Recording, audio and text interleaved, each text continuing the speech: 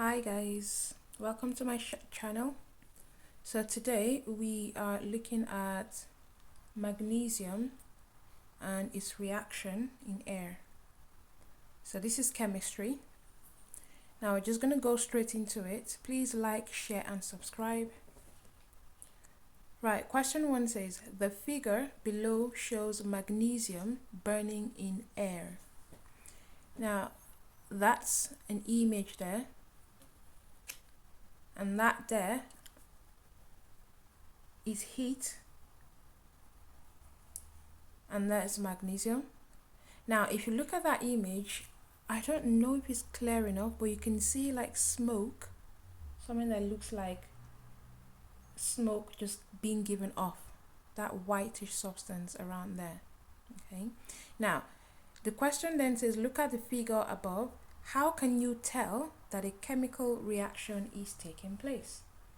Now, anytime you are trying to look at a chemical reaction, look at a reaction and tell if a chemical reaction is actually taking place, what you're looking out for are gas, you're looking out for a color change. Sometimes as well, you're listening out for sound. At times, it could also be a smell. Okay, now in this case, we can see that there is a gas, a whitish substance being released into the air there.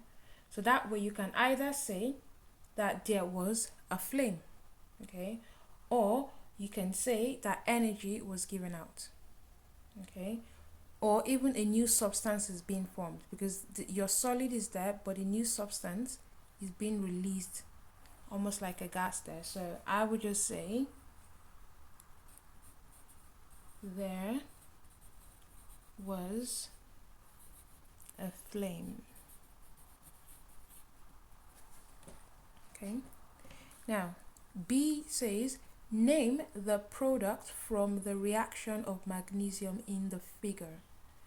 Now the product that you would expect to get comes from you going back to the question to read. It says the figure below shows magnesium burning in air. Now what do we know to exist in air? We have oxygen, O2. Okay, so if magnesium reacts with oxygen, we will have magnesium oxide. Okay, so magnesium oxide.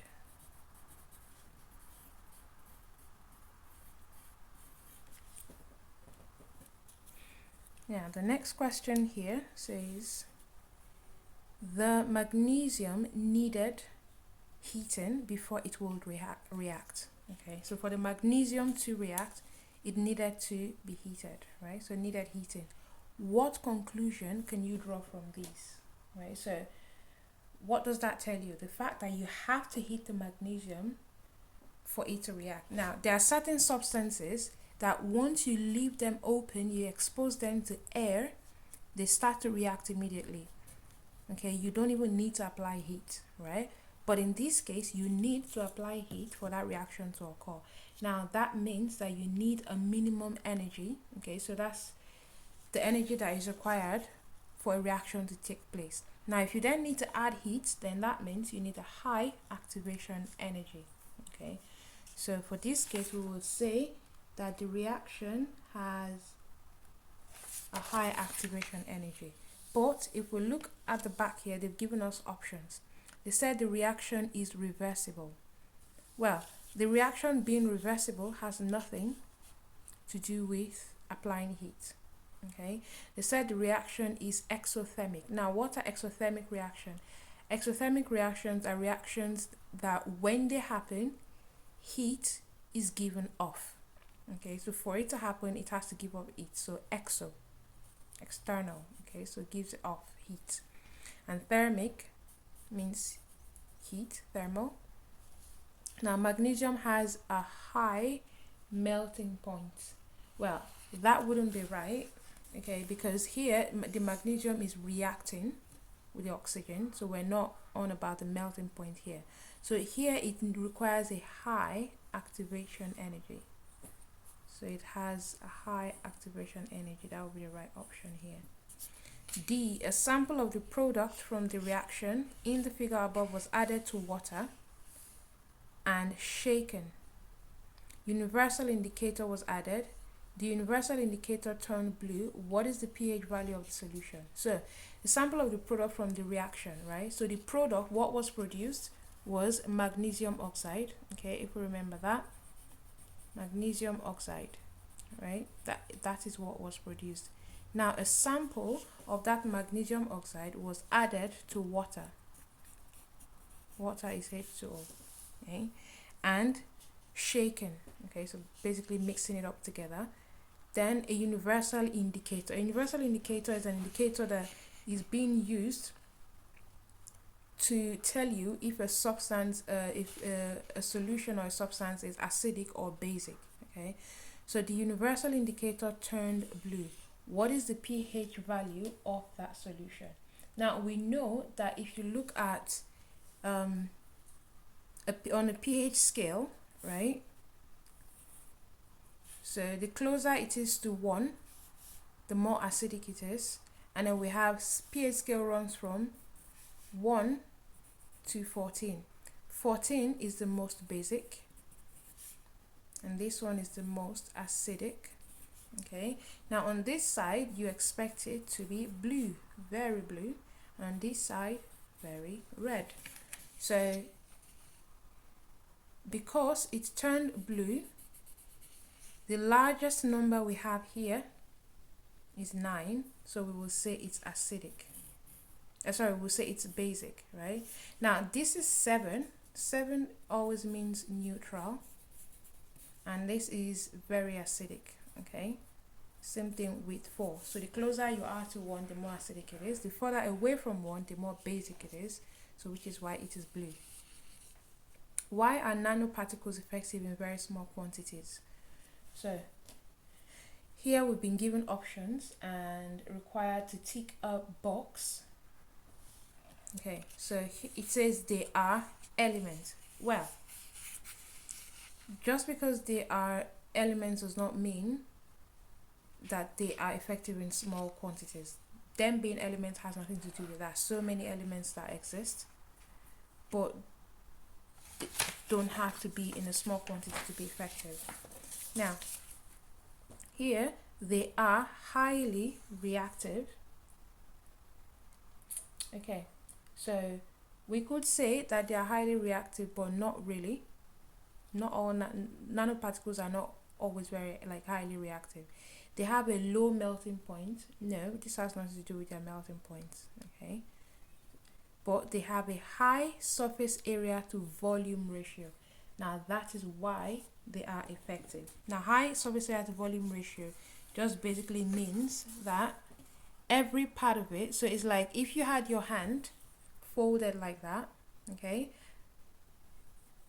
if I were to pour something on my hand, only the outer part can receive or will be touched by whatever I pour on that hand. But if I were to open my palm and stick it into something, the back and the front will come in contact with whatever I want to use it to touch, right? So that means that I have increased the surface area, okay, to volume ratio, right? So same thing with the nanoparticles. So they have a high surface area to volume ratio. Now, give one advantage of using nanoparticles in sun creams. Okay, so if you're using nanoparticles in sun creams, what it is because we spoke about high surface area to volume ratio, so basically you will have more coverage, right? And it will also protect you more from the sun because it has a high surface area to volume ratio. So the answer to this is relative to what we have here. So when something has high surface area to volume ratio, you can get more out of it. So whatever purpose it's been designed for, it can do more of that. So it will say you get better coverage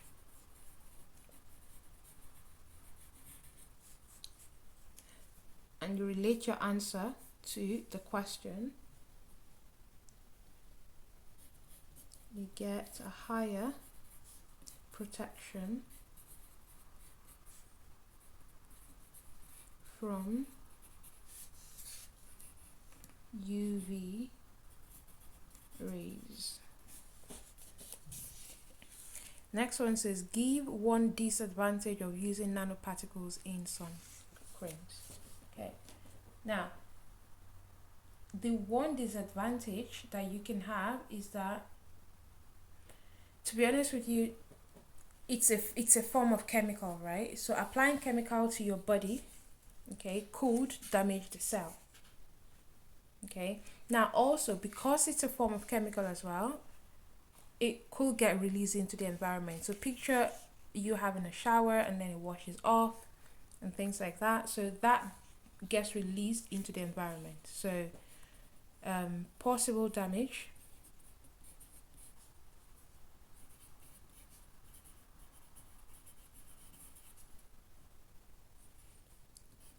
to the cells of the body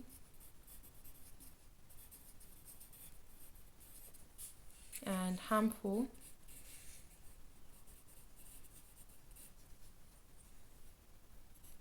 to the environment.